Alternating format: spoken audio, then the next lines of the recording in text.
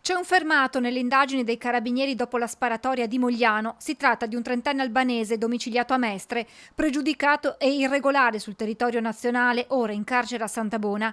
Le accuse nei suoi confronti sono rissa, detenzione in luogo pubblico di arma da guerra, danneggiamenti di auto in sosta ed esplosione con arma da fuoco. Nelle scorse ore l'uomo ha incontrato in carcere il suo legale, l'avvocato Mauro Serpico. Il mio assistito dice è ancora molto provato, l'unica cosa che mi ha riferito è di essersi solamente difeso.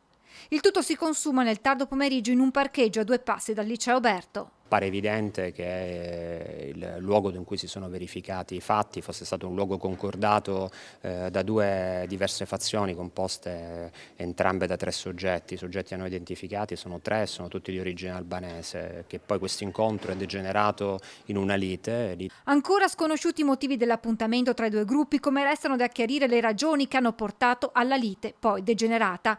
Una delle fazioni estrae dei coltelli. 2 albanesi residenti nel veneziano vengono raggiunti all'addome, sono tuttora ricoverati al Cafoncello.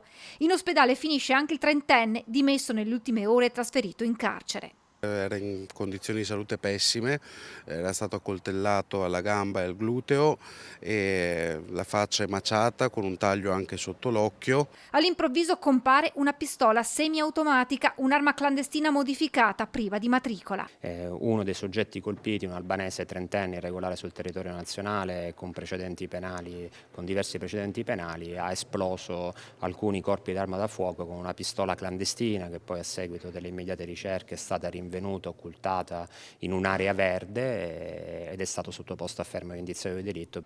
Ad esplodere i colpi, da quanto emerso dalle immagini delle telecamere, sarebbe stato proprio il trentenne albanese. È chiaro che bisognerà capire, perché la dinamica non è semplicissima, perché abbiamo coltelli da una parte, armi da fuoco dall'altra, capire esattamente perché sono stati sparati questi colpi d'arma da fuoco, all'indirizzo di chi e capire se c'è stata, diciamo, una difesa ad una precedente aggressione. Sembrerebbe questa la linea. Telecamere che sono state fondamentali ai carabinieri per ricostruire quei momenti. Ci hanno anche consentito di chiarire alcune dinamiche e quindi anche di individualizzare le responsabilità dei soggetti che hanno partecipato a questa rissa.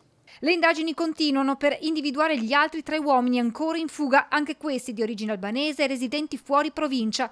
Proprio questo elemento fa presumere che Mogliano sia stata solo per puro caso scenario della rissa.